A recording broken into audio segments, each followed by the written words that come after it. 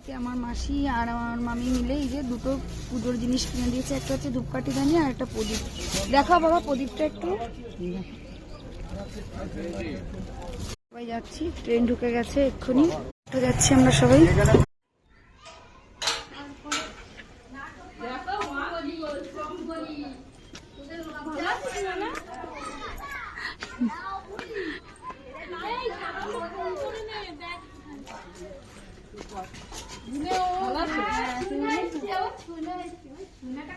কত কত বড় এসছে, পুরো দিন আসিনি, খালি দেখতাম দিয়ে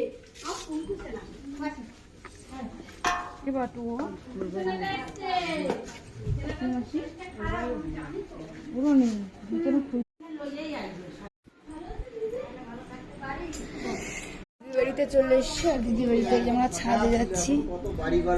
এই যে দিদি বাড়িতে এই দেখো ঠাকুর ঘরটা কি সুন্দর।